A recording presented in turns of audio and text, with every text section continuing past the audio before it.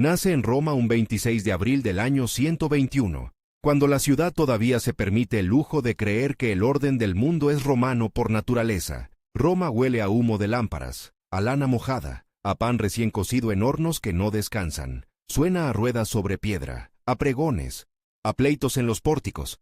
Y en una casa de buena posición, dentro de una familia senatorial de los Anios, llega al mundo un niño con un nombre que parece hecho para durar. Marco Anio Vero no nace en un palacio imperial, nace en esa zona intermedia donde se fabrica el poder, la aristocracia que administra, que juzga, que financia, que presta hombres al Estado. Su linaje es respetable, con raíces hispanas por el lado de los Anios, y con esa red de parentescos que en Roma vale tanto como una legión.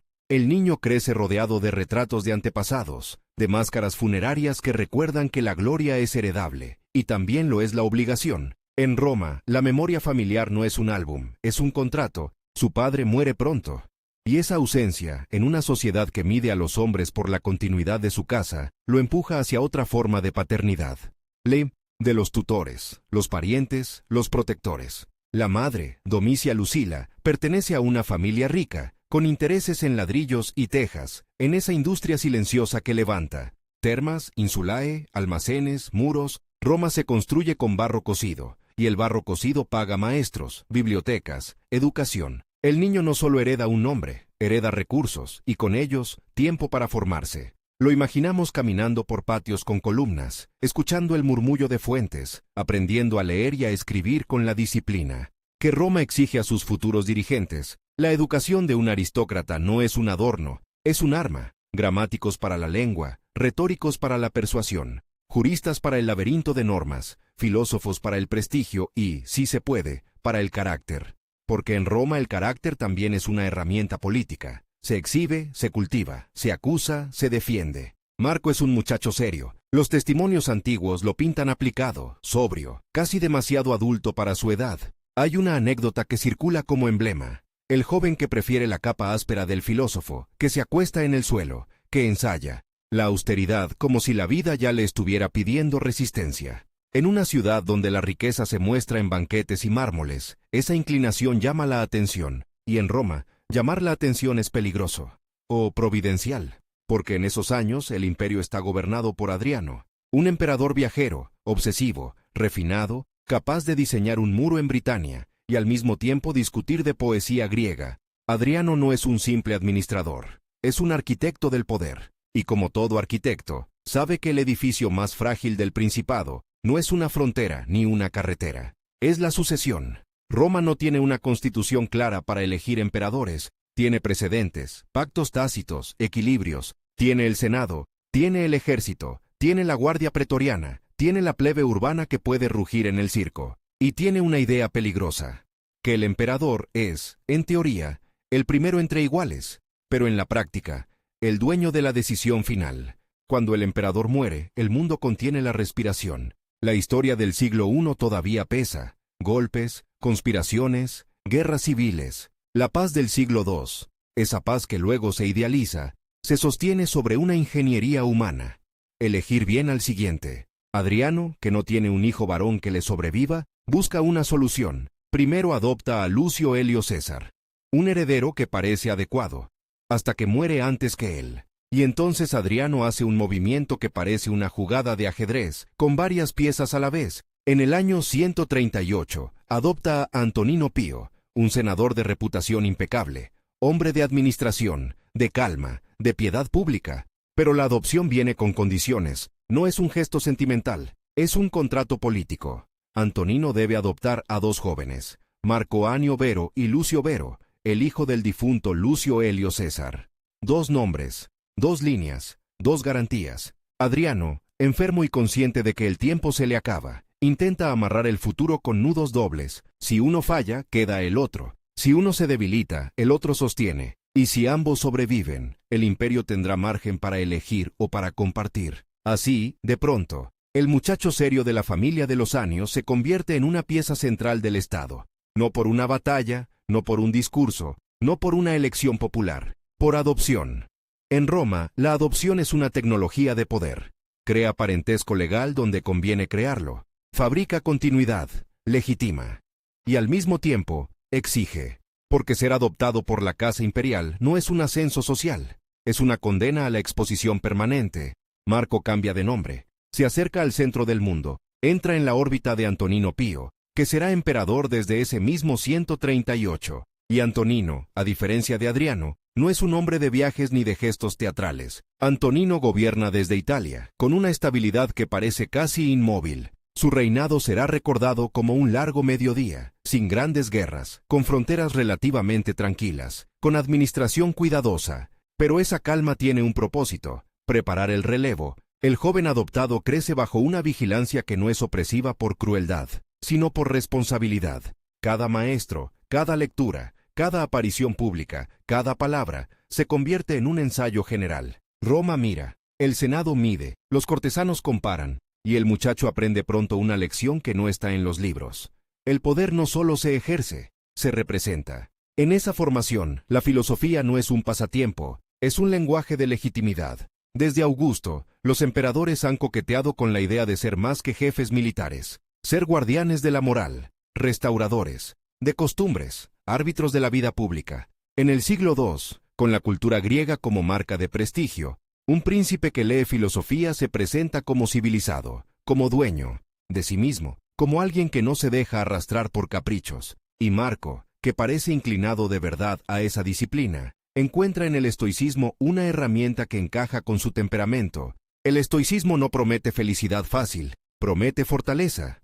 Enseña que el mundo está lleno de cosas que no dependen de uno: la enfermedad, la muerte, la opinión ajena, la fortuna, y que lo único verdaderamente propio es el juicio, la elección moral, la manera de responder. Para un futuro emperador, esa idea es dinamita y medicina a la vez. Dinamita, porque puede justificar una frialdad peligrosa; medicina, porque puede impedir que el poder lo devore. Marco estudia con maestros de primera línea, entre ellos, el retórico Frontón, figura brillante de la elocuencia latina, que le escribe cartas llenas de correcciones, de afecto, de exigencia. Frontón quiere un príncipe que domine la palabra, porque la palabra en Roma es gobierno, edictos, cartas, discursos al Senado, respuestas a ciudades, decisiones judiciales. Y Marco, aunque más atraído por la filosofía que por la retórica ornamental, se somete al entrenamiento, aprende a escribir con precisión, aprende a argumentar, aprende a no desperdiciar una frase, pero su corazón intelectual late en griego, en la tradición filosófica que viene de Atenas, de Zenón, de Epicteto, y ahí aparece una imagen que lo acompañará toda la vida. El cuaderno, no el libro solemne para exhibir en una biblioteca, sino las notas privadas, las frases que se repiten para domar la mente, los recordatorios, que se escriben para no olvidar quién se quiere ser cuando el mundo empuja en otra dirección. Ese hábito, que más tarde cristalizará en las meditaciones, empieza como una práctica íntima: escribir para resistir. Mientras tanto, la maquinaria del Estado lo va moldeando. No basta con leer. Hay que ocupar cargos, aprender el ceremonial, entender el derecho. Marco entra en el cursus honorum con una rapidez que solo permite la proximidad al trono. Se le conceden honores tempranos, se le prepara para presidir juegos, para asistir a sesiones, para escuchar peticiones, y sobre todo para observar a Antonino Pío. Antonino es un maestro de la paciencia, no es un conquistador, es un administrador que cree en la continuidad. Su apodo, Pío, no es casual. Alude a su devoción por los deberes, por los dioses, por la familia, por el Estado. En su corte no hay el dramatismo de otros reinados, hay rutina, y la rutina, en política, es una forma de estabilidad. Marco aprende que gobernar no siempre es decidir grandes cosas, a veces es sostener miles de pequeñas decisiones sin perder el equilibrio. Pero incluso en esa calma, el futuro se está escribiendo con tinta invisible, porque la adopción doble de 138 no solo lo convierte en heredero, lo ata a otro heredero, Lucio Vero. Dos jóvenes criados para el mismo destino, con temperamentos distintos, con redes distintas, con expectativas distintas. Marco, disciplinado, austero; Lucio, más dado al placer, más carismático, más ligero. Roma los mira como se mira a dos caballos destinados al mismo carro. ¿Cuál tirará más? ¿Cuál se cansará primero? ¿Cuál se desviará? En el año 145, Marco se casa con Faustina la Menor, hija de Antonino Pío. El matrimonio en Roma es política con perfume de hogar. Une casas, refuerza legitimidades, produce herederos. Faustina no es un simple enlace, es el sello dinástico que convierte al adoptado en yerno del emperador. La sangre y la ley se abrazan, y con ese abrazo, Marco queda aún más dentro del círculo del poder. La vida doméstica de un príncipe romano no es privada. Cada nacimiento, cada muerte, cada rumor, tiene consecuencias públicas. Marco y Faustina tendrán muchos hijos, aunque la mortalidad infantil de la época convierte la paternidad en una mezcla de esperanza y duelo repetido. En los pasillos del palacio, en las villas imperiales, en los templos donde se hacen votos por la salud de los niños, se siente esa fragilidad. El imperio parece eterno, pero una fiebre puede llevarse a un heredero en días, y esa fragilidad alimenta la obsesión romana por asegurar la continuidad. Marco, mientras tanto, sigue formándose, no solo como filósofo, sino como juez, porque el emperador es, en última instancia, el tribunal supremo, y Antonino lo va introduciendo en ese trabajo. Escuchar casos, revisar apelaciones, decidir sobre propiedades, sobre libertos, sobre ciudades que piden privilegios, sobre gobernadores acusados de abuso. Es un entrenamiento en la complejidad humana. La ley romana es precisa, pero la vida no lo es, y el futuro emperador aprende a moverse entre normas y circunstancias. En esa época, el imperio vive una prosperidad relativa. Las rutas comerciales conectan el Mediterráneo como un lago romano. El grano de Egipto alimenta a la plebe. Las minas, los impuestos, los aranceles, sostienen el ejército. Las fronteras, aunque siempre tensas, parecen manejables. Y sin embargo, bajo esa superficie, hay señales, pueblos en el norte que se mueven, presiones en el Danubio, equilibrios que dependen de la fuerza y de la diplomacia. Roma no es invulnerable, solo está bien administrada. Marco crece con esa conciencia de deber, y también con una conciencia de límite. El estoicismo le enseña a mirar la muerte de frente, a recordar que todo es transitorio, la fama, el cuerpo, el poder. Pero hay una paradoja silenciosa. Cuanto más se convence de que el poder es efímero, más se le exige que lo ejerza como si fuera eterno. Porque el Estado no puede permitirse un emperador que se retire al jardín interior. El Estado necesita decisiones, castigos, recompensas, presencia. En los retratos, Marco aparece con una serenidad casi melancólica. No es la sonrisa del conquistador, es la mirada del hombre que piensa demasiado. Y esa imagen, que luego se convertirá en mito, el emperador filósofo, se fabrica en estos años de preparación, no nace de la nada. Se construye con lecturas, con disciplina, con el ejemplo de Antonino, con la presión de ser observado. También se construye con renuncias, porque un joven aristócrata romano podría haber buscado gloria militar temprana, podría haber perseguido el aplauso del circo, podría haberse entregado a la vida de villas y banquetes. Marco, en cambio, parece inclinarse por la contención, no por falta de tentaciones, sino por elección. Y esa elección, en Roma, es una declaración política. El príncipe que se domina a sí mismo promete dominar el imperio con justicia. Pero la justicia en Roma no es un concepto abstracto. Es una práctica diaria que implica violencia legítima, implica condenar a muerte, exiliar, confiscar, ordenar. Implica sostener un sistema de esclavitud que es columna económica. Implica recaudar impuestos que pesan sobre provincias enteras. Implica enviar legiones a castigar rebeliones. El futuro emperador, por más filósofo que sea, no puede escapar de esa realidad.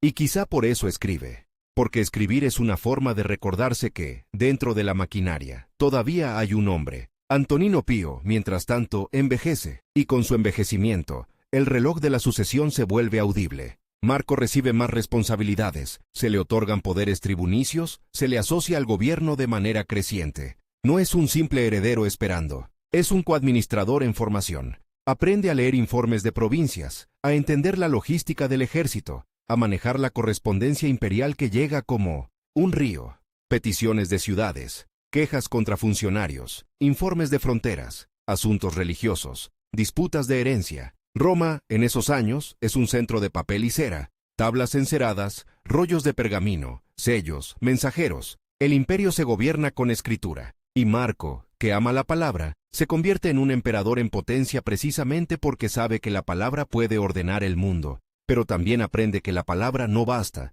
que hay fuerzas que no se persuaden.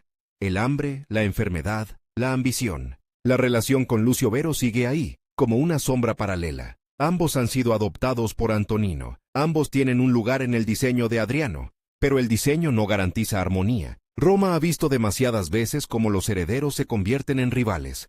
Y sin embargo, durante el reinado de Antonino, la calma se mantiene. Quizá porque Antonino, con su autoridad tranquila, actúa como un dique. Quizá porque Marco, con su sentido del deber, evita la confrontación. Quizá porque Lucio, todavía joven, no siente la urgencia. En la vida cotidiana del palacio, esa coexistencia se traduce en ceremonias compartidas, en apariciones públicas, en un equilibrio de honores. Marco, más cercano al centro, más preparado, más respetado por su seriedad. Lucio con su encanto, con su facilidad social. Dos estilos, dos futuros posibles. Y en medio, un imperio que necesita continuidad sin sangre. Hay un detalle que define a Marco: su relación con el tiempo. No el tiempo de los relojes, sino el tiempo interior. El estoico se entrena para vivir cada día como si fuera suficiente, como si la muerte pudiera llegar en cualquier momento. Pero el político vive en el tiempo largo. Planes, sucesiones, campañas, reformas. Marco aprende a habitar ambos tiempos a la vez, a pensar en la eternidad y en el expediente, en el destino y en el impuesto, en la virtud y en el suministro de grano. Esa tensión lo acompaña desde joven, y se nota en su manera de presentarse. No busca ser amado como un actor, busca ser respetado como un magistrado. En Roma, el respeto es más estable que el amor. El amor se evapora con un rumor. El respeto se sostiene con la coherencia. Marco apuesta por la coherencia, y esa apuesta, que parece moral, es también estratégica, porque el principado, aunque se vista de instituciones republicanas, depende de la persona del emperador, depende de su autocontrol, de su capacidad para no dejarse arrastrar por aduladores, de su habilidad para equilibrar al Senado y al ejército, de su prudencia para no provocar conspiraciones. Un emperador caprichoso puede incendiar el sistema, un emperador disciplinado puede mantenerlo funcionando. Marco se prepara para ser ese tipo de emperador, y sin embargo, incluso en la preparación más perfecta, hay algo que no se puede enseñar: la experiencia del desastre. Antonino Pío gobierna en un periodo relativamente estable. Marco se forma en un mundo que parece ordenado. Sus lecturas le hablan de adversidad, pero su vida, hasta entonces, está protegida por la estructura imperial. Es como entrenar para una tormenta en un día de cielo limpio. Se puede aprender la teoría del viento, no se puede sentir el golpe del agua hasta que llega. En los últimos años de Antonino, Marco ya es el rostro visible del futuro. Los senadores lo tratan como a un emperador en espera. Los gobernadores le escriben con deferencia. Los filósofos lo celebran como un príncipe ideal. Y él, en su interior, se repite máximas de modestia, como si quisiera neutralizar el veneno de la adulación. Porque la adulación es un veneno lento. Convence al poderoso de que es más que humano. Roma, mientras tanto, sigue su vida. Los juegos en el anfiteatro, las carreras en el circo, los baños públicos donde se mezclan clases sociales, los templos donde se sacrifican animales para pedir favor divino. La religión romana es práctica, contractual. Doy para que des. El emperador es el sumo sacerdote de ese contrato. Marco aprende los rituales, las fórmulas, las obligaciones, no porque sea supersticioso, sino porque entiende que la piedad pública es parte del orden. Un emperador que desprecia a los dioses ofende a la ciudad, y ofender a la ciudad es abrir una grieta. En ese mundo, la filosofía debe convivir con el incienso, el pensamiento con el rito, la razón con la tradición. Marco no intenta destruir esa convivencia, la acepta, la administra. Y esa capacidad de aceptar lo que no se puede cambiar, tan estoica, se convierte en una habilidad política. No pelear batallas innecesarias. Cuando Antonino Pío muere en el año 161, el escenario está listo. Marco tiene 40 años. No es un joven impulsivo, es un hombre formado, probado en administración, curtido en la paciencia de los expedientes. Ha vivido décadas bajo la sombra del trono, aprendiendo a no deslumbrarse. Y aún así, el momento de la sucesión no es un trámite. Nunca lo es. El Senado lo reconoce. La maquinaria institucional se pone en marcha. Pero Marco hace algo que revela tanto su carácter como la herencia del diseño de Adriano. No toma el poder solo. Insiste en que Lucio Vero sea asociado como coemperador, no como un subordinado decorativo, sino con título y autoridad. Es un gesto de legalidad, de fidelidad al plan adoptivo, y también de prudencia. Compartir el poder puede reducir el riesgo de rivalidad, y puede repartir cargas, puede dar al ejército y a las élites una sensación de equilibrio. Ese gesto, sin embargo, también siembra una semilla, porque dos emperadores significan dos cortes, dos redes, dos estilos, significan coordinación o fricción. Marco, el filósofo disciplinado, entra al trono con una decisión que parece razonable y al mismo tiempo peligrosa. Roma, que ama la unidad, acepta la dualidad porque confía en la virtud del nuevo príncipe, y porque todavía cree que el siglo de los buenos emperadores puede continuar por inercia. En algún lugar de esa Roma de mármol y humo, el nuevo emperador guarda su cuaderno. Todavía no es el cuaderno del Danubio, empapado de frío y barro. Es un cuaderno de palacio, de noches silenciosas, de lámparas que titilan sobre la acera, pero ya contiene la misma necesidad: recordarse que el poder no cambia la naturaleza humana, solo la expone. Marco Aurelio llega al trono como el producto más refinado de una ingeniería sucesoria. Adoptado por contrato, educado por los mejores, unido por matrimonio a la dinastía, entrenado en la administración, armado con filosofía. Un emperador diseñado, y aún así, en el mismo instante en que recibe el poder, el mundo empieza a moverse, como si la historia hubiera esperado a que el filósofo se sentara en la silla para probar, de verdad, cuánto puede resistir la razón. Cuando el imperio deja de ser un aula y se convierte en un campamento. El primer día de Marco Aurelio como emperador no huele a incienso solemne ni a laureles recién cortados. Huele a cera caliente de sellos, a sudor de mensajeros, a polvo de archivos. El poder, cuando llega, no entra con trompetas, entra con papeles, y con una palabra que en Roma pesa más que cualquier estatua: urgente. Antonino Pío ha muerto, y, con él, esa sensación de mediodía eterno que había durado más de 2 décadas. En el Palatino, los pasillos se llenan de pasos contenidos. Los libertos imperiales, los hombres que conocen cada resorte de la administración, se mueven con una mezcla de duelo y cálculo. El Senado, que durante años se acostumbró a un emperador previsible, se prepara para medir al nuevo. La guardia pretoriana, siempre atenta a los cambios de viento, observa. Y el pueblo, que no entiende de adopciones ni de poderes tribunicios, entiende de pan, de juegos y de estabilidad. Marco Aurelio tiene 40 años. No es un joven que se estrena. Es un hombre que lleva media vida ensayando este papel. Y aún así, el momento de la sucesión es un borde afilado, un paso en falso, y el imperio recuerda, de golpe, que la paz no es un derecho natural, sino una construcción frágil. La primera decisión pública ya marca el tono. Marco no acepta ser emperador solo, no se deja empujar por la tentación de la unicidad, por el brillo de ser el único princeps. Insiste en que Lucio Vero sea elevado con él, no como un César subordinado, sino como Augusto, con dignidad plena. 2 emperadores, 2 centros de gravedad. En el Senado, esa insistencia se puede leer como virtud: fidelidad al diseño de Adriano, respeto por el pacto adoptivo, prudencia, para evitar que el otro heredero se convierta en rival. Pero también es una apuesta arriesgada. Roma ha visto demasiadas veces cómo el poder compartido se convierte en poder dividido. Dos corts, dos clientelas, dos estilos. Y, sobre todo, 2 maneras de ser observado por el ejército. Lucio Vero es distinto. Más joven, más dado a la vida brillante. Donde Marco mide las palabras, Lucio las suelta con facilidad. Donde Marco se disciplina, Lucio se permite el placer. Y sin embargo, el imperio no se gobierna solo con austeridad. También se gobierna con carisma, con presencia, con esa capacidad de caer bien que en Roma puede ser un arma tan útil como una legión. Los primeros meses del nuevo reinado son una coreografía de equilibrio: firmas dobles, audiencias compartidas, monedas con 2 rostros. La imagen oficial intenta decir continuidad, armonía, control, pero la historia no suele respetar las imágenes oficiales. En el este, el tablero empieza a moverse. Armenia, ese reino bisagra entre Roma y Partia, vuelve a ser lo que siempre fue: un lugar donde las coronas se colocan con manos extranjeras. Los partos, bajo su rey Vologases IV, empujan, intervienen, colocan a su candidato. Y en Roma, esa noticia no es solo un problema diplomático, es una prueba de autoridad. Porque el imperio puede tolerar muchas cosas, menos la sensación de que alguien, en algún lugar, ha descubierto que Roma ya no responde con la misma rapidez. La guerra contra Partia no es una aventura romántica de Oriente. Es logística, es distancia, es el desierto y las montañas, las líneas de suministro, los ríos que hay que cruzar, las ciudades que hay que asegurar. Es el tipo de guerra que devora dinero y paciencia. Y es, además, una guerra que llega justo cuando el nuevo régimen necesita demostrar firmeza. Marco Aurelio, el emperador que se ha formado en tribunales y bibliotecas, entiende algo esencial.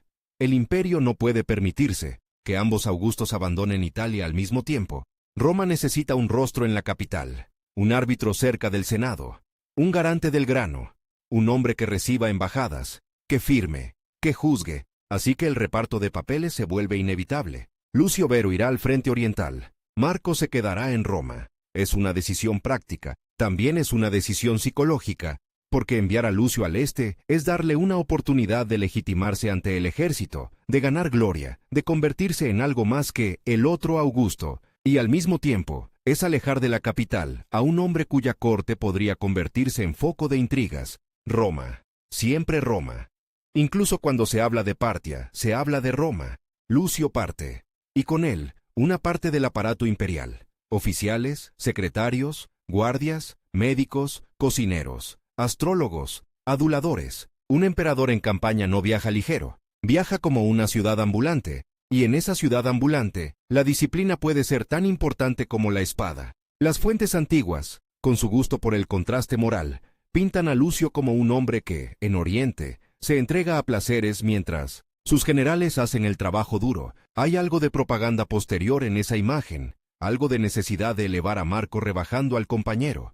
Pero incluso si se exagera, el hecho central permanece: la guerra se libra y Roma gana. Los generales, Estacio Prisco, Avidio Casio y otros comandantes capaces, empujan la frontera, recuperan posiciones, castigan la intervención parta. Armenia vuelve a la órbita romana. Luego viene Mesopotamia. Ciudades como Seleucia y Ctesifonte, símbolos del poder parto, sienten el golpe. El triunfo, en términos militares, es real. Roma demuestra que todavía puede proyectar fuerza a miles de kilómetros, pero la victoria trae consigo algo que no se ve en los relieves triunfales, algo que no se celebra en el foro, algo que viaja sin estandartes. La peste no llega como un enemigo con rostro, llega como un rumor que se convierte en tos, como fiebre que no baja, como manchas en la piel, como cuerpos que de pronto dejan de responder.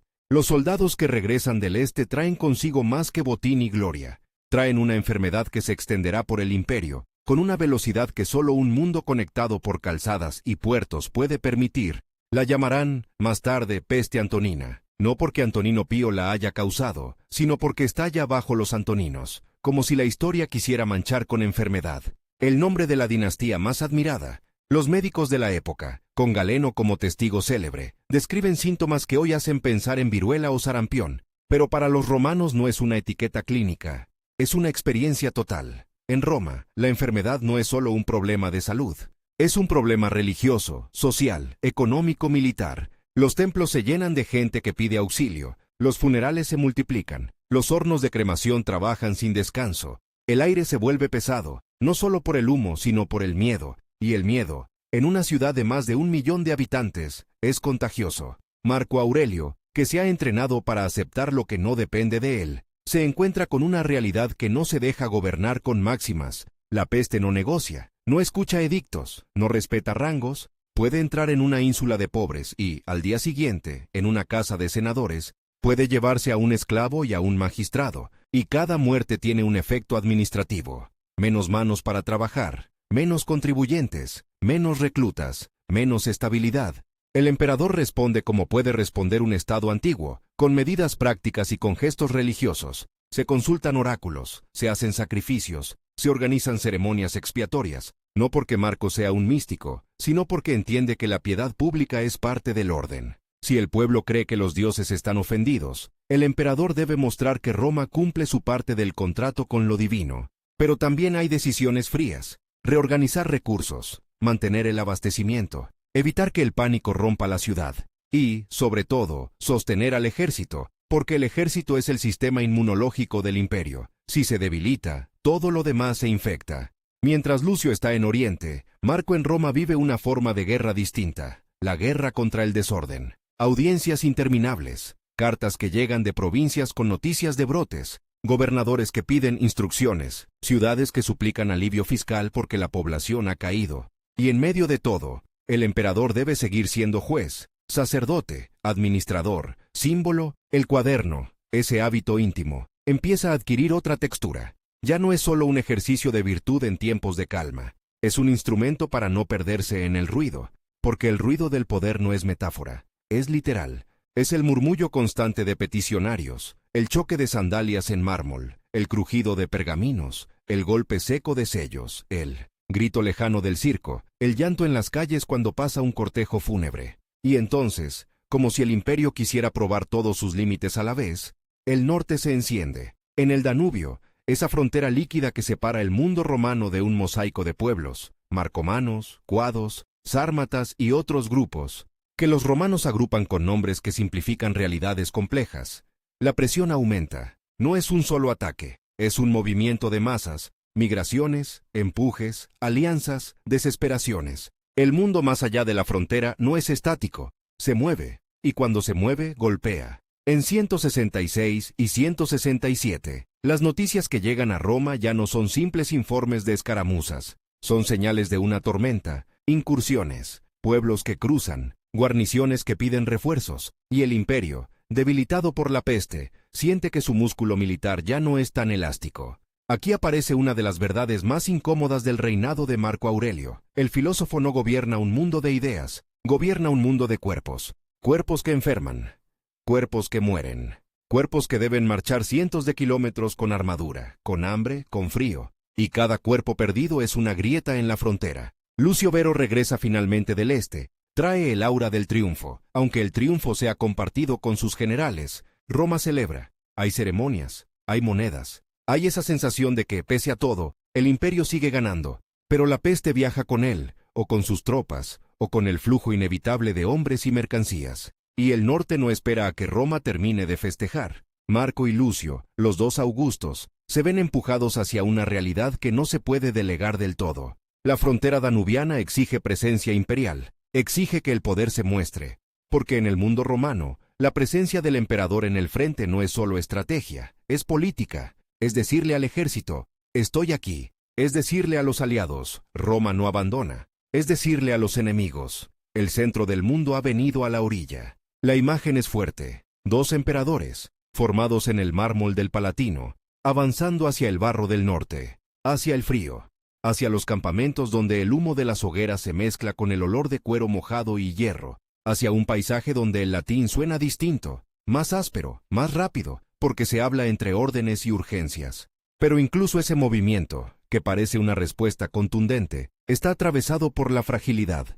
La peste sigue, los recursos se tensan, y el imperio, que durante décadas se acostumbró a una administración casi sin sobresaltos, empieza a sentir el desgaste de la crisis. Múltiple, guerra en el este, enfermedad en todas partes, presión en el norte. En ese contexto, la convivencia entre Marco y Lucio adquiere un matiz nuevo. Ya no es solo un arreglo sucesorio elegante, es una necesidad operativa. Dos emperadores pueden repartir tareas, sí, pero también pueden repartir culpas. Y en Roma, la culpa es un arma política. Lucio muere en 169. La muerte llega de manera abrupta, como suelen llegar las muertes en tiempos de epidemia. Las fuentes hablan de enfermedad durante el viaje, de un final rápido, y con esa muerte, el experimento del doble Augusto se termina. Marco Aurelio queda solo, solo en el sentido más literal. Un solo emperador para un imperio que ahora parece tener demasiados frentes, solo también en el sentido emocional. El compañero de trono, el otro heredero del plan de Adriano, desaparece,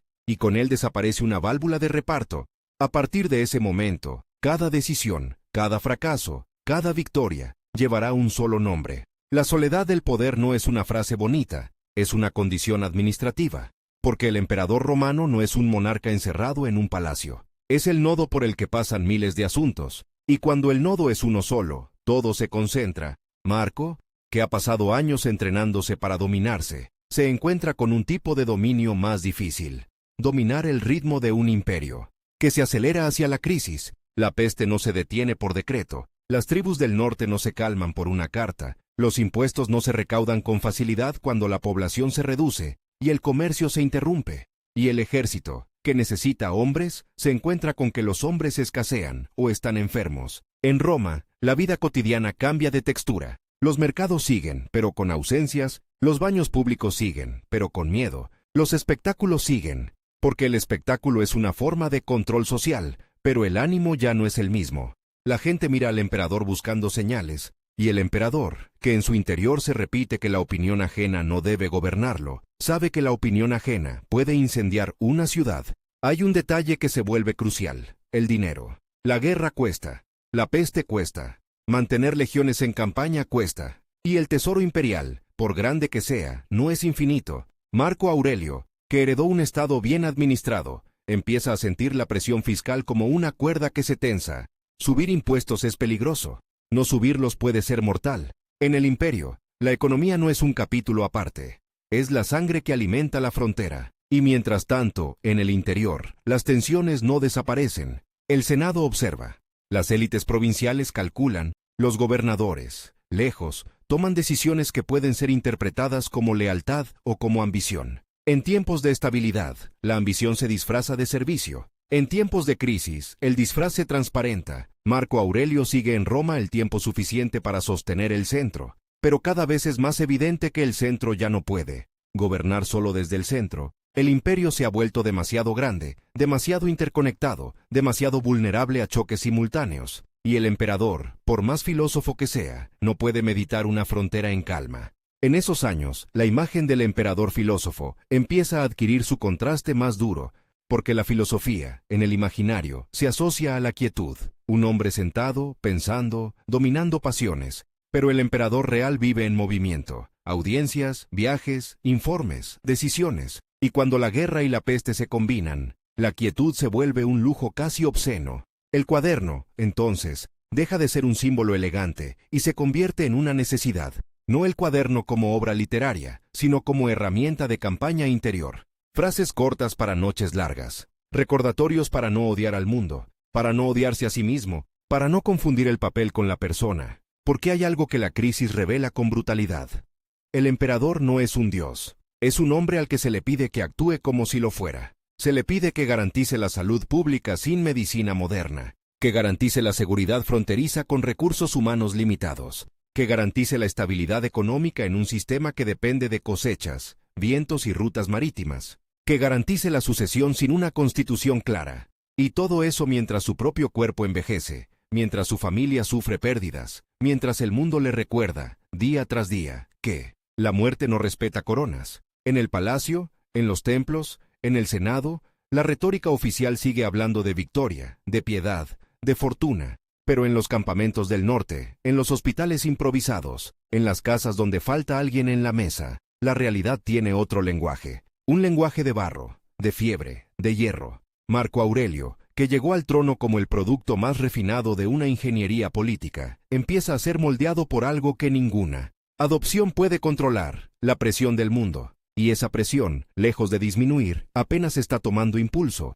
porque el Danubio, todavía, no ha dicho su última palabra, y la peste, todavía, no ha terminado de recorrer las calzadas romanas, y el emperador, ahora solo, empieza a comprender que gobernar no es elegir entre el bien y el mal, sino entre males distintos, con el tiempo siempre en contra, con el cuerpo siempre en contra, con la historia siempre dispuesta a reírse de los planes más perfectos. El Danubio no es un río, es una línea de tensión, una cicatriz líquida que separa dos maneras de vivir, y a veces, dos maneras de morir. En los mapas romanos, parece una frontera clara, casi elegante, una curva azul, fortalezas marcadas con puntos, nombres latinos que suenan a orden. En el terreno es otra cosa, es niebla que se levanta al amanecer como un aliento frío, es corriente marrón cargada de troncos, es barro que se pega a las sandalias y no se va. Es un borde donde el imperio, tan seguro de sí mismo en el mármol de Roma, aprende a crujir. Marco Aurelio llega a ese borde con el peso de un mundo sobre los hombros y con una idea fija en la cabeza: sostener la frontera, sostener el ejército, sostener la ciudad que queda lejos, sostenerse a sí mismo. Porque el norte no se enciende como una chispa aislada, se enciende como se enciende un bosque cuando el verano ha sido seco. Primero un humo lejano, luego el olor, luego el resplandor en Puinusepurusuan, el horizonte, y cuando por fin ves las llamas ya es tarde para discutir de dónde vino la primera brasa. En 166 y 167, la presión se vuelve algo más que incursiones. Los marcomanos, los cuados, grupos sármatas, bandas que los romanos etiquetan con nombres generales para no admitir lo complejo, empiezan a empujar con una insistencia nueva. No es solo saqueo, es movimiento. Es gente que cruza con familias, con carros, con ganado. Es una frontera que deja de ser una puerta vigilada y se convierte en un dique que empieza a filtrar. Y el imperio, además, está enfermo. La peste, esa palabra que en Roma se pronuncia con una mezcla de resignación y superstición, no es un episodio, es un clima. En los campamentos se nota en lo cotidiano, menos voces en la fila del rancho, más toses en la noche, más hogueras encendidas no para calentarse sino para quemar ropa, paja, cualquier cosa que haya tocado un cuerpo febril. Los médicos militares hacen lo que pueden con ventosas, ungüentos, sangrías, con una ciencia que es también tradición y esperanza. Los oficiales cuentan los efectivos como quien cuenta monedas que se le escapan entre los dedos. Una cohorte que en los registros es sólida, en el terreno es un esqueleto. Y aún así hay que marchar. La maquinaria romana, cuando funciona, es una maravilla de disciplina. Las legiones levantan un campamento como si lo desplegaran desde un manual. Foso, terraplén, empalizada, calles rectas, la tienda, del comandante en el centro, el estandarte como corazón visible. Todo medido, todo repetido, todo pensado para que el soldado, incluso en tierra extraña, viva dentro de una pequeña Roma de madera y cuero. Pero cuando el enemigo no es solo el hombre del otro lado del río, sino el frío, la humedad, la enfermedad, esa repetición se vuelve una forma de resistencia psicológica. Si el mundo se desordena, al menos el campamento se ordena. Marco Aurelio aprende a vivir ahí, a dormir con el sonido de martillos clavando estacas, a despertar con el relincho de caballos y el grito de los centinelas cambiando guardia, a comer pan duro, queso, carne salada, no por gusto sino por necesidad, a escuchar informes con las manos entumecidas, a firmar órdenes con tinta que se espesa en el frío, y por la noche, cuando el campamento se apaga a medias y solo quedan brasas y murmullos, aparece el cuaderno. No es un libro para publicar, no es un gesto para la posteridad, es un objeto de campaña, casi como una pieza del equipo, como el casco, como la capa, como la espada, un lugar donde el emperador se habla a sí mismo en griego, la lengua de la filosofía, como si el latín, la lengua del mando, de la ley, de la administración, no bastara para sostener lo que está viviendo. Escribe para recordarse que el ruido no es el mundo, que el miedo no es el mundo, que la ira no es el mundo.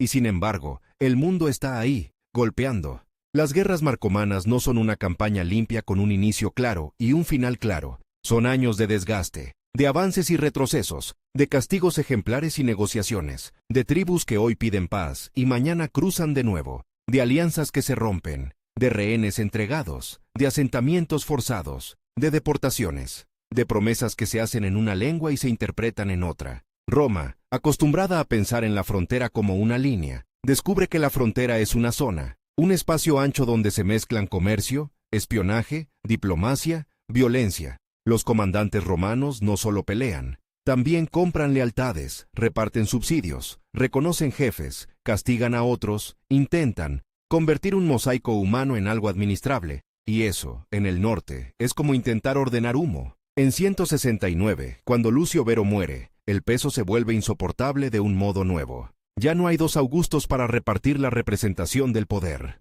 Ya no hay un segundo nombre en las monedas que pueda absorber parte del resentimiento o de la culpa. Marco queda solo con el ejército, solo con el Senado a distancia, solo con la peste que no termina de irse, solo con la necesidad de demostrar que Roma no se dobla, y el enemigo lo prueba. Hay episodios que, incluso en un imperio acostumbrado a la guerra, suenan como una alarma histórica. Incursiones profundas, pánico en ciudades que creían estar lejos del peligro. La sensación de que el norte no es un problema periférico, sino una amenaza que puede tocar Italia. En algún momento de estos años, la guerra deja de ser en la frontera y se convierte en hacia nosotros. Esa diferencia psicológica es enorme, porque Roma vive de la idea de que la violencia está lejos, contenida, administrada. Cuando la violencia se acerca, el mito se agrieta. Para sostener el esfuerzo, Marco Aurelio hace algo que revela la crudeza del momento. Exprime recursos donde puede. El Estado romano tiene tesoros, sí, pero la guerra prolongada y la crisis demográfica muerden. Se recurre a medidas extraordinarias, se venden bienes imperiales, se subastan objetos de lujo de la casa del emperador. No como teatro moral, sino como caja. El oro y la plata se convierten en paga, en grano, en hierro. La austeridad estoica, tan citada, aquí tiene una traducción concreta: convertir el brillo en moneda para mantener legiones en pie. Y aún así faltan hombres. El reclutamiento se vuelve más agresivo. Se buscan soldados donde antes no se buscaban con tanta urgencia. Se incorporan gladiadores, hombres entrenados para matar en la arena, ahora útiles para matar en el bosque. Se aceptan bárbaros como auxiliares con mayor amplitud.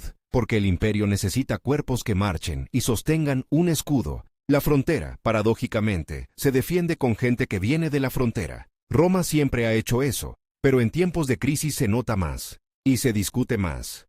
Porque cada soldado no romano es una solución inmediata y una pregunta a largo plazo. El paisaje de la guerra danubiana es distinto al de Oriente. Aquí no hay grandes ciudades ricas como trofeos evidentes, hay bosques espesos, pantanos, colinas, ríos secundarios que se desbordan, aldeas que se queman y se reconstruyen. El enemigo no siempre ofrece una batalla formal, a veces desaparece, a veces golpea una columna de suministros, a veces ataca un fuerte aislado. Es una guerra que castiga la logística, y la logística es el nervio del imperio. Mover grano, forraje, armas, clavos, cuero, vino, aceite, sal, es mover el imperio. Cada carreta que se atasca en el barro es una ración menos. Cada puente que se rompe es un día perdido.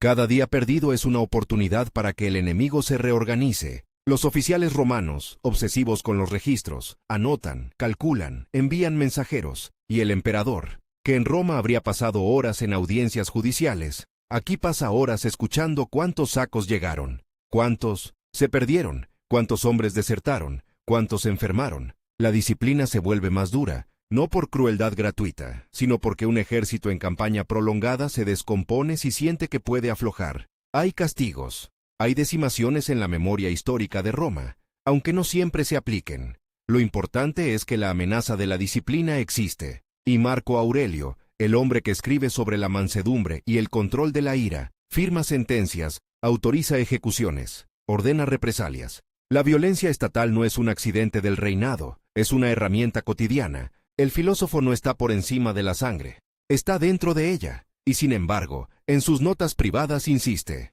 no te conviertas en aquello que detestas, no te dejes arrastrar por el odio, no confundas el deber con el placer de castigar. Es una lucha interior que no se ve en los relieves, pero que sostiene el rostro público, porque un emperador que se deja consumir por la rabia se vuelve imprevisible. Y la imprevisibilidad, en Roma, es veneno. En medio de esta guerra, el imperio también se mira a sí mismo, porque cuando el emperador está lejos, Roma se llena de ecos. El Senado, que en tiempos de Antonino Pío vivía en una calma casi cómoda, ahora recibe cartas desde el frente, rescriptos, órdenes, peticiones de fondos, nombramientos, y también rumores de derrotas, rumores de traiciones, rumores de que el mundo se está moviendo demasiado rápido para que un solo hombre lo controle. La distancia crea un vacío, y el vacío invita a la ambición. En Oriente, lejos del Danubio, hay un hombre que conoce el sabor de la victoria y el peso de las legiones, Avidio Casio, general capaz, endurecido, con prestigio ganado en la guerra contra Partia,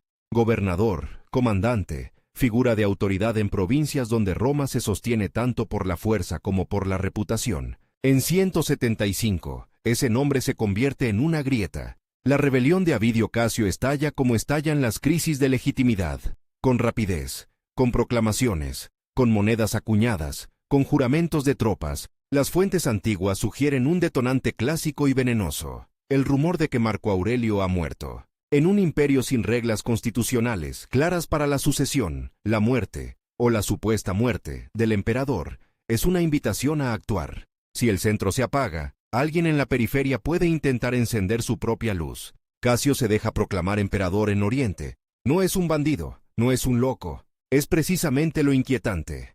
Es un romano del sistema, un hombre que entiende cómo funciona el poder. Y por eso la amenaza es tan seria, porque no viene de fuera, viene de dentro, viene de la misma estructura que Marco intenta sostener. La noticia llega al emperador en campaña, en un mundo de barro y frío, y de pronto el mapa mental se rompe. Mientras el norte arde, el este se subleva. Dos frentes, otra vez. Y el tiempo, siempre el tiempo, se vuelve enemigo. Si Marco reacciona lento, la rebelión puede consolidarse. Si reacciona con brutalidad ciega, puede incendiar provincias enteras. Si duda, se lo comen. Aquí aparece el político detrás del filósofo. Marco Aurelio no responde solo con espada, responde con cartas, con mensajes al Senado, con una narrativa de legitimidad, con la insistencia en que él no es un tirano caprichoso, sino el garante del orden, y, según la tradición, incluso intenta limitar la venganza, no convertir la victoria sobre el usurpador en una orgía de purgas, porque sabe que el imperio no puede permitirse destruir a sus propias élites.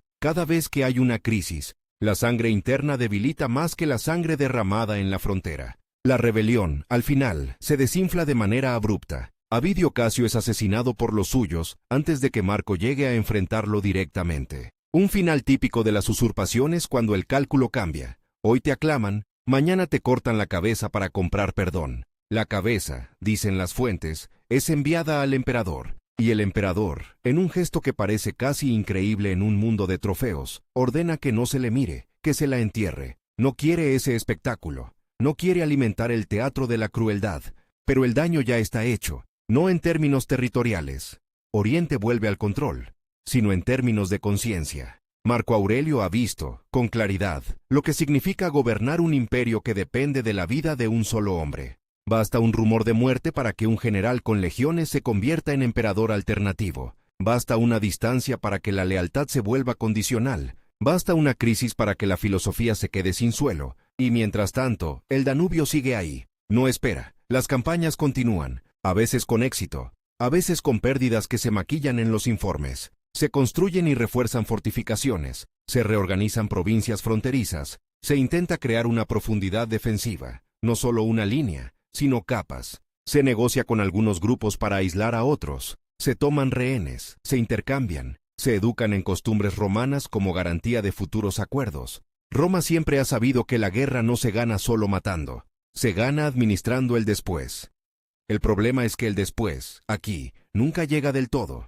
Siempre hay un nuevo cruce, una nueva coalición, una nueva desesperación al otro lado del río. En el campamento, la vida del emperador es una mezcla extraña de rutina y abismo. Rutina.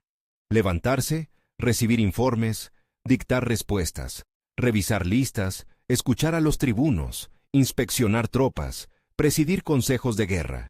Abismo. Saber que una decisión equivocada puede costar miles de vidas y abrir Italia al pánico. Saber que el imperio está cansado, que la peste ha vaciado pueblos, que los impuestos pesan, que el comercio se resiente, que la paciencia del Senado tiene límites, que la plebe de Roma, lejos, puede volverse volátil si el grano falla o si los juegos se reducen. Y en ese mismo campamento, de noche, el cuaderno vuelve a aparecer como un objeto casi íntimo, casi frágil. Un emperador rodeado de guardias, de estandartes, de disciplina, se sienta a escribir frases que no son órdenes, son recordatorios. La vida es opinión. Lo que te perturba no es la cosa, sino tu juicio. Haz lo que corresponde. Palabras que suenan limpias, casi simples, y que sin embargo están escritas con el ruido de la guerra de fondo, con el crujido de la madera mojada, con el gemido de un enfermo en una tienda cercana, con el viento golpeando la lona. Hay algo profundamente romano en esa escena. Roma no es solo conquista, Roma es administración del caos. Y Marco Aurelio intenta administrarlo también dentro de sí, porque si el emperador se rompe por dentro, el imperio lo siente por fuera. La paradoja se vuelve más aguda cuanto más tiempo dura la guerra. El emperador estoico predica la indiferencia ante la fama, pero necesita victorias visibles para sostener la moral. Predica la aceptación de lo inevitable, pero su trabajo consiste en resistir lo inevitable con legiones y fortines. Predica la humildad ante el orden del cosmos, pero gobierna un sistema donde su firma decide destinos. Y cada vez que firma, el mundo se vuelve un poco más personal, más dependiente de su carácter. En 176, después de años de barro y frío, Marco Aurelio regresa a Roma. El regreso no es solo un viaje físico, es un choque de texturas, del cuero mojado al mármol pulido. Del humo de campamento al incienso de los templos, del grito de centinela al murmullo del foro. Roma lo recibe con triunfo, con ceremonia, con esa teatralidad que el imperio necesita para convencerse de que sigue siendo invencible. Hay procesiones, hay estandartes, hay prisioneros, hay botín. La ciudad, que ha vivido con miedo y rumores, necesita ver al emperador en persona, entero, en pie. Pero incluso en el triunfo hay cansancio, porque el triunfo es una fotografía. Y la guerra es una película larga. Marco Aurelio sabe que el norte no está resuelto de manera definitiva. Sabe que la frontera seguirá exigiendo sangre y dinero. Sabe que el imperio ha cambiado. Y sabe algo más, algo que la rebelión de Casio le ha grabado. La sucesión no es un asunto familiar, es un asunto de supervivencia estatal. En Roma, entre ceremonias y audiencias, el emperador vuelve a ser juez, vuelve a ser legislador, vuelve a ser el hombre al que todos quieren arrancarle una decisión. Y al mismo tiempo, es padre, es esposo, es cabeza de una casa imperial que no es solo familia, Es institución. Faustina la Menor, su esposa, ha estado ligada a él no solo por afecto o por deber, sino por la lógica dinástica que Roma, pese a su fachada republicana, nunca ha dejado de necesitar. Los hijos han nacido y muerto en un ritmo que la peste y la fragilidad de la época hacen común incluso en palacios, y entre los que sobreviven está Cómodo. Cómodo no es todavía el monstruo de las historias posteriores. Es un joven príncipe, criado en el centro del poder, rodeado de tutores, de cortesanos, de expectativas, y Marco Aurelio, que ha visto cómo un rumor de muerte puede encender una usurpación, empieza a cerrar filas alrededor de una idea, peligrosa y tentadora, asegurar la continuidad con sangre propia, no por romanticismo dinástico, sino por miedo a la fractura, porque el sistema adoptivo que había funcionado tan bien, Nerva, Trajano, Adriano, Antonino Pío, dependía de una condición difícil, de repetir. Emperadores capaces de elegir al mejor y élites dispuestas a aceptarlo. En tiempos de crisis, esa elegancia se vuelve frágil. La guerra y la peste han hecho el mundo más áspero, más desconfiado, más rápido para sacar la espada. En 177, Cómodo es elevado a Augusto. No es un gesto menor, es una señal al ejército, al senado, a las provincias. Hay heredero, hay continuidad, no habrá vacío.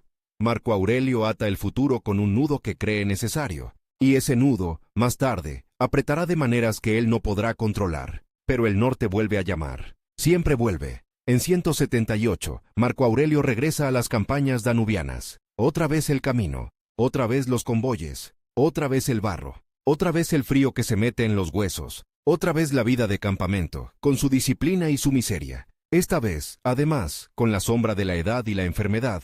El emperador ya no es el hombre de 40 años que subió al trono. Es un hombre gastado por decisiones, por duelos, por noches sin sueño, por el peso de sostener un mundo que se resiste a ser sostenido. Y aún así, sigue.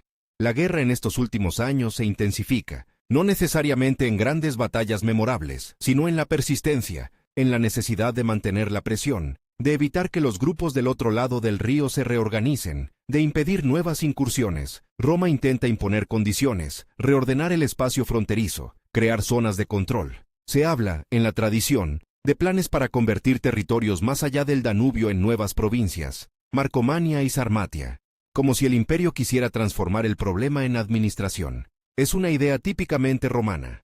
Si algo te amenaza, conviértelo en provincia, ponle un gobernador, cobra impuestos, construye caminos. El problema es que la realidad humana no siempre se deja provincializar. En el campamento, el cuaderno sigue. Las meditaciones, esas notas que el mundo leerá como filosofía, nacen aquí, en un entorno que las contradice y las justifica al mismo tiempo. No son el lujo de un pensador apartado, son la respiración de un gobernante en guerra. Frases escritas con la urgencia de quien sabe que mañana puede llegar un informe de desastre, que mañana puede morir un general clave, que mañana puede estallar otra rebelión en otra provincia, que mañana puede fallar el cuerpo, y el cuerpo al final falla. En el invierno o a comienzos de la primavera del 180, en el frente danubiano, Marco Aurelio enferma. Las fuentes no se ponen de acuerdo en detalles clínicos, pero el patrón es claro: debilitamiento, fiebre, el desgaste acumulado que ya no se puede disimular con disciplina. El emperador, que ha pasado años recordándose que la muerte es natural, se encuentra con la muerte como hecho administrativo, porque incluso morir, para un emperador, es un acto político. Hay que asegurar órdenes, hay que asegurar lealtades, hay que asegurar que el ejército no se fracture en facciones, hay que asegurar que el heredero sea aceptado. Cómodo está cerca, ya es Augusto, ya tiene el título, ya tiene el marco legal y simbólico, falta lo más difícil. El momento en que el título se convierte en realidad sin el padre vivo al lado. El 17 de marzo del 180, Marco Aurelio muere, no en Roma, no en un palacio rodeado de estatuas, sino en campaña, con el Danubio como telón de fondo, con el ruido del ejército como respiración del imperio. Muere como vivió su reinado, en tensión, en movimiento, en responsabilidad. Y en algún lugar, quizá esa misma noche o en una noche cercana, el cuaderno queda cerrado. La tinta se seca. Las frases quedan como quedaron. No como un tratado terminado, sino como una conversación interrumpida. Un emperador que intentó gobernar con la mente clara, en un mundo que se volvía cada vez más turbio. Un hombre que sostuvo la frontera con legiones y se sostuvo a sí mismo con palabras. Y que, al final, dejó Roma con una victoria incompleta en el norte y con una certeza completa en el centro. El poder ya tiene otro dueño, un dueño joven, un dueño distinto, un dueño que no ha escrito, en el barro, recordatorios para no convertirse en aquello que el poder suele fabricar. Cómodo hereda algo más que un título, hereda un campamento, hereda el olor agrio de la lana mojada, el humo que se pega al pelo, el hierro que nunca termina de limpiarse. Hereda un ejército que lleva años sin volver a casa, con cicatrices que ya no se cuentan como hazañas, sino como rutina. Hereda, sobre todo, una frontera que no se deja domesticar con decretos. En Roma, la muerte de un emperador suele ser un acontecimiento de mármol. Funerales, discursos, estatuas, una apoteosis que lo eleva al cielo para que el sistema siga funcionando en la tierra. En el Danubio, la muerte es más inmediata, más física. Un cuerpo que se enfría en una tienda, un silencio raro entre oficiales que han aprendido a hablar siempre, un rumor que corre por las filas antes de que lo confirmen los estandartes. Y entonces, la pregunta que todo soldado entiende sin necesidad de filosofía. ¿Quién manda ahora? Marco Aurelio había intentado que esa transición fuera un trámite. Por eso lo de 177 no fue un capricho ceremonial, sino un seguro contra el pánico. Augusto en vida del padre, monedas con dos rostros, juramentos renovados, la maquinaria de la legitimidad engrasada antes de que el motor se apagara. El problema es que la legitimidad, en Roma, no es solo un documento, es una sensación. Y esa sensación se alimenta de carácter, de reputación, de miedo, de esperanza. Marco Aurelio había sido, para muchos, una especie de garantía moral. El hombre que no se dejaba llevar, el que escuchaba, el que trabajaba. El que se imponía a sí mismo una disciplina que parecía casi inhumana. Con él, incluso la dureza tenía un marco. Con él, incluso la guerra parecía tener un sentido. Con Cómodo, el sentido se vuelve más frágil desde el primer día, aunque todavía no se haya convertido en caricatura de exceso, porque el joven emperador no llega desde la experiencia de mandar legiones durante años, ni desde el prestigio de haber sostenido el imperio en la peste y la rebelión. Llega desde la sangre, desde el apellido, desde el hecho de haber estado allí, al lado del padre, como una sombra que de pronto se vuelve figura, y el ejército, que es el verdadero termómetro del poder, lo mira con una mezcla de respeto y cálculo. Respeto por el nombre, cálculo por la paga, por las promesas, por la posibilidad de que, con un emperador joven, se abran oportunidades para ascensos, donativos, favores. En Roma, la juventud puede ser esperanza. En un campamento, la juventud puede ser debilidad. Marco Aurelio había muerto sin cerrar del todo la guerra. Eso es crucial. Porque el norte no era un conflicto que se resolviera con una batalla final y una firma solemne. Era un desgaste continuo, una presión demográfica y política al otro lado del río. Una cadena de pueblos que se movían, se empujaban, se mezclaban, se desesperaban.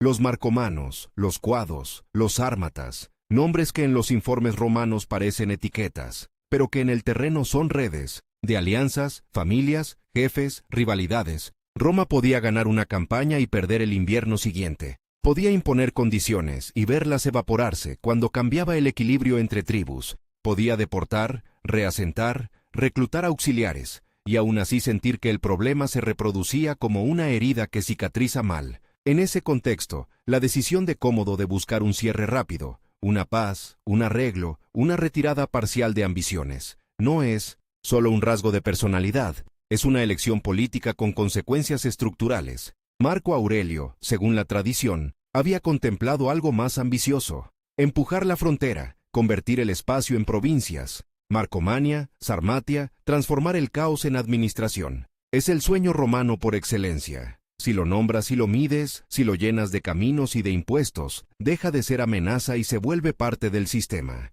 Pero ese sueño exige tiempo, dinero, hombres, y un emperador dispuesto a vivir años más en el barro. Exige, además, una continuidad de voluntad que no siempre existe cuando el poder cambia de manos. Cómodo no es Marco.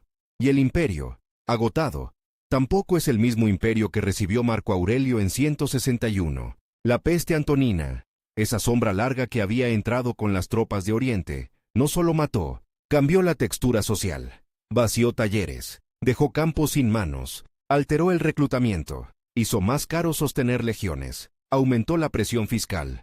Y cuando la presión fiscal aumenta, la política se vuelve más áspera, más resentimiento en las ciudades, más tensión entre provincias, Y centro, más tentación de corrupción en la cadena administrativa. Un emperador puede escribir sobre la virtud, pero no puede decretar que haya más contribuyentes vivos. Marco Aurelio había respondido con medidas extraordinarias. Subastas de bienes imperiales, movilización de recursos, reclutamientos, que antes habrían parecido impensables. Había estirado el sistema hasta el límite sin romperlo del todo. Pero estirar no es reparar. Estirar es ganar tiempo, y el tiempo al final se lo llevó. Por eso la herencia de Marco Aurelio es tan incómoda, porque en el imaginario posterior se convierte en el último gran emperador, bueno, el filósofo en el trono, el hombre que escribió para dominarse, y sin embargo, su reinado es también el momento en que el principado muestra su talón de Aquiles con una claridad brutal. La sucesión. El sistema adoptivo que había producido una cadena de emperadores capaces, la idea de elegir al mejor, de diseñar un heredero, había funcionado en un clima de relativa estabilidad y de élites dispuestas a aceptar el arreglo. Adriano había diseñado la transición con precisión quirúrgica. Adoptó a Antonino Pío con la condición de que Antonino adoptara a Marco y a Lucio Vero, un mecanismo casi contractual, como si el imperio pudiera asegurarse con cláusulas. Y durante décadas pareció que sí, pareció que Roma había encontrado una fórmula para evitar el caos dinástico sin volver a la monarquía abierta. Marco Aurelio rompe esa cadena. No por ignorancia, no por romanticismo, la rompe por miedo racional, por experiencia. Porque vio a Avidio Casio proclamarse emperador en Oriente con el simple combustible de un rumor. Porque entendió que, en un imperio militarizado por la crisis, la elección del mejor podía convertirse en una invitación a la guerra civil. Cada general con legiones podía considerarse el mejor. Cada provincia podía apostar por su candidato. Cada vacío podía llenarse con sangre. Así que Marco hace lo que parece más seguro en el corto plazo. Asegura la continuidad con su hijo. Un heredero indiscutible por sangre. Un hombre que, en teoría, reduce la tentación de usurpación. Un símbolo que puede mantener unido al ejército en el momento más peligroso. La muerte del emperador en campaña. Y ahí está el precio. Porque la sangre garantiza continuidad, pero no garantiza capacidad. La sangre cierra una puerta y abre otra. Cierra la puerta del vacío inmediato. Abre la puerta de un reinado que dependerá del carácter de un joven criado en el centro de la adulación, en un mundo donde casi nadie se atreve a decir no, con sinceridad. Marco Aurelio, en sus notas, vuelve una y otra vez a la idea de que el hombre debe vigilar su alma como un centinela vigila la muralla, que el poder, la fama, el placer, son trampas si uno no se gobierna a sí mismo. Escribe como quien se da órdenes interiores. No te disperses, no te envanezcas, no te irrites, no te creas especial. Y lo hace en griego, como si necesitara una distancia lingüística para hablarse con severidad, como si el latín, lengua del mando externo, no bastara para el mando interno. Pero ese cuaderno, ese objeto de campaña, esas frases nocturnas, no es un manual de sucesión. No enseña a fabricar un heredero virtuoso, no enseña a blindar el sistema contra la mediocridad. Enseña, más bien, a sobrevivir a la conciencia de que el mundo no se ajusta a tu deseo. Marco Aurelio no escribe para que lo lean, escribe para no romperse. Y esa diferencia importa, porque el hombre que se disciplina en privado no necesariamente puede disciplinar el futuro del imperio. Puede sostenerse a sí mismo, puede sostener una frontera durante años, puede incluso sostener una imagen de justicia ante el Senado, pero no puede garantizar que el siguiente, con el mismo poder en las manos, use ese poder con la misma contención. En los últimos meses, cuando la enfermedad lo toma, la escena es casi cruel en su simbolismo. Un emperador que ha pasado años recordándose que la muerte es natural, que todo es transitorio, que la fama es humo, se enfrenta a la muerte como un administrador de crisis. No es solo el fin de un hombre, es un cambio de régimen. Y en Roma, los cambios de régimen se miden en lealtades, en donativos, en juramentos, en la rapidez con que se reparten cargos, se miden en si el ejército acepta al nuevo sin vacilar, se miden en si el Senado respira o se tensa, se miden en si las provincias sienten continuidad o oportunidad. Marco Aurelio, debilitado, no puede recorrer el campamento como antes, no puede inspeccionar filas, no puede imponer con su presencia esa calma austera que había sido parte de su autoridad. La autoridad se vuelve papel, se vuelve sello, se vuelve ceremonia. Y la ceremonia, sin el hombre, es un cascarón. Cómodo, en cambio, está vivo, joven, visible, y eso, en el momento inmediato, es lo que importa. El ejército necesita un rostro, necesita una mano que firme, necesita un hombre al que obedecer. La obediencia, en campaña, no tolera vacíos. Así asciende cómodo. No en el foro, no entre columnas, sino en el borde del mundo romano, donde el imperio se siente más vulnerable, y esa vulnerabilidad marca el tono de lo que viene. Porque un emperador que hereda en el Danubio, hereda también la urgencia, la tentación de cerrar rápido, de comprar paz, de volver a Roma, de cambiar el barro por el mármol. El regreso a Roma, para un emperador, no es solo comodidad, es política, es control del centro, es presencia ante el Senado, es espectáculo ante el pueblo, es la posibilidad de gobernar desde el corazón simbólico del imperio, donde las decisiones se ven, se celebran, se discuten. Marco Aurelio había gobernado demasiado tiempo lejos, y eso había creado ecos peligrosos, rumores, ambiciones, la rebelión de Casio. Cómodo puede pensar, y no sin razón, que el centro necesita al emperador más que la frontera necesita su cuerpo.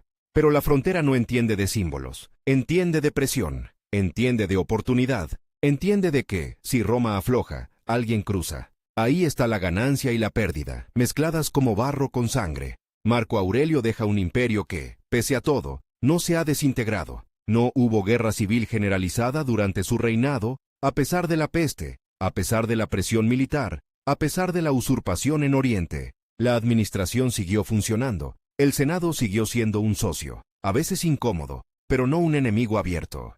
Las legiones siguieron obedeciendo. Las fronteras, aunque tensas, no colapsaron de manera irreversible. Eso es un logro enorme, y es fácil olvidarlo cuando se mira solo el final. Pero también deja un precedente, el retorno explícito a la herencia dinástica directa, y ese precedente pesa. Porque Roma, que se había acostumbrado a la idea de que el emperador podía ser el mejor elegido, vuelve a la lógica de la sangre como criterio principal, y cuando la sangre se convierte en criterio, el azar biológico entra en la política. El carácter de un hijo se vuelve asunto de Estado. Las debilidades privadas se vuelven catástrofes públicas. Marco Aurelio, el hombre que escribió que uno debe aceptar lo que el destino trae, parece haber aceptado también esa parte del destino, que su hijo sería su sucesor. Pero aceptar no es justificar. Aceptar, en el estoicismo, es mirar de frente lo inevitable sin mentirse. Y quizá ahí está la tragedia silenciosa, que Marco Aurelio pudo haber visto, al menos en parte, lo que arriesgaba, y aún así eligió el riesgo que le parecía menos mortal en el corto plazo, porque el corto plazo era aterrador, un emperador muerto en campaña, un ejército cansado, un imperio con cicatrices demográficas, un sistema donde un general podía proclamarse Augusto si olía debilidad. En ese mundo, la idea de abrir una competencia por el mejor heredero podía ser gasolina. La sangre, en cambio, era un freno inmediato, un freno imperfecto, pero freno, y Roma por un tiempo vive de ese freno. El cuaderno queda como un objeto extraño en la historia del poder. No es una ley, no es un edicto, no es una reforma administrativa. Es un murmullo privado que sobrevivió al ruido de las legiones. Un emperador que, en medio de la maquinaria más grande de su tiempo, se permitió hablarse como un hombre cualquiera, recordándose que la ira es una elección, que la vanidad es una trampa, que la muerte es natural, que el deber es simple aunque sea pesado. Ese murmullo, siglos después, se leerá como sabiduría universal, pero en su origen es algo más áspero.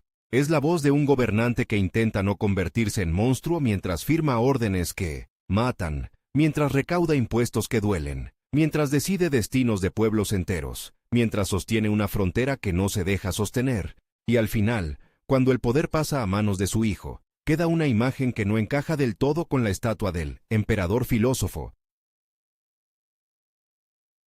Un hombre que dominó su interior con palabras, pero no pudo, o no quiso, diseñar un exterior donde el imperio no dependiera del temperamento de un solo individuo. Un hombre que resistió el caos durante casi 2 décadas, pero que, en el acto más decisivo para el futuro, eligió la continuidad familiar sobre la meritocracia política. Roma ganó tiempo, ganó estabilidad inmediata, ganó una transición sin guerra civil en el momento de la muerte del emperador. Eso no es poco. En un imperio donde el vacío podía ser una carnicería, eso es una victoria. Pero el precio fue que el poder, una vez más, se volvió herencia, y la herencia, en Roma, nunca es solo un asunto de familia, es un destino colectivo. En algún lugar del Danubio, el río sigue corriendo, indiferente. La niebla vuelve cada mañana, el barro no aprende, el frío no negocia. Los soldados siguen clavando estacas, levantando empalizadas. marcando calles rectas en tierra húmeda como si el orden pudiera imponerse a cualquier paisaje. Y en una tienda, quizá guardado entre objetos de campaña, queda un cuaderno escrito en griego, con frases que no detuvieron la historia, pero que muestran, con una claridad casi dolorosa, lo que costaba intentar ser justo cuando el mundo exigía dureza. Marco Aurelio no fue un santo, fue un emperador romano, y eso significa que su virtud, si existió, tuvo que convivir con la violencia, con la propaganda, con la necesidad de castigar, con la tentación de simplificar al enemigo, con la obligación de sostener un sistema que se alimentaba de decisiones personales. Murió donde gobernó de verdad, lejos del mármol, en el borde, y dejó a Roma algo que ningún filósofo puede garantizar: un sucesor, un nombre, un cuerpo vivo. Un futuro abierto, no por la razón, sino por la misma fuerza antigua que siempre ha movido a los imperios: la continuidad del poder, incluso cuando la continuidad no trae paz, sino apenas un respiro antes del siguiente golpe.